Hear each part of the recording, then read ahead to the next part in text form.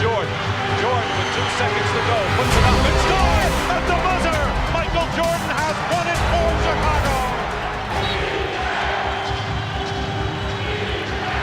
Sellers has Jordan. Jordan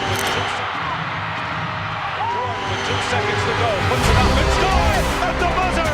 Michael Jordan has won it for Chicago. When we see plays that happen in the game of basketball, and we look at those highlights and those famous plays, those buzzer beaters, what we need to be able to understand is what actually occurred in those plays that made them possible.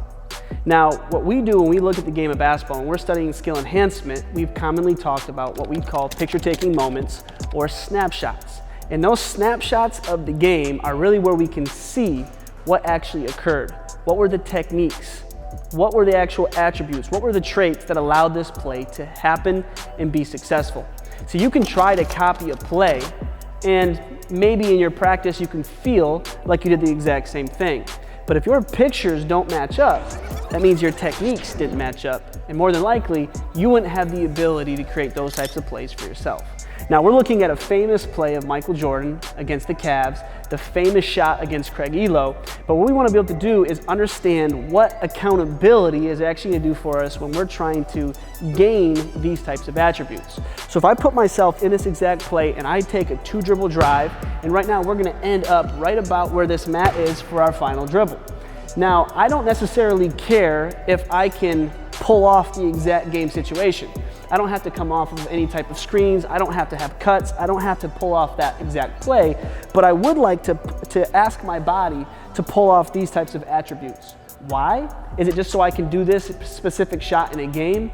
No, but if I can have these traits, I'm allowing myself to get comfortable in the air and pulling off higher lift points for pull-ups. And this would be an extreme.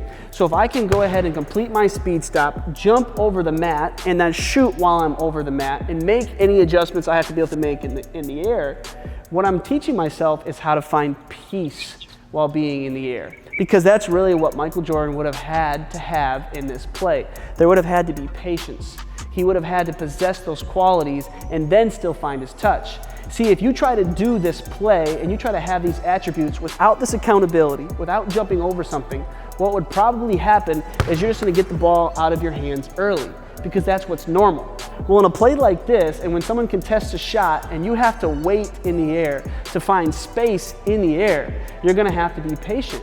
And so forcing someone to jump over a mat forces them to actually hold the ball longer than they probably would have felt comfortable with otherwise. And now that you're actually over it and now you're finally completing the shot, you're holding yourself accountable to actually having those types of athletic attributes. You don't have to be the athlete that Michael Jordan was to possess the traits, the skills, and the attributes that he possessed for your version of you for this type of shot. So when you look at this type of play, why don't you just try to put yourself in the same type of position, hold yourself accountable to the same types of qualities, and then see if you can make the shot. Because if your snapshot matches his snapshot, well, now you know that your skills and your techniques are getting closer to the greatest of all time. If you take a snapshot of a player making a move, you can really dissect things. The position of the foot, the positions of the defensive player. You know, you can break things down. If you're seeing a game move so quickly, a lot of times you can't, right? So with a still image, you can really pick things apart.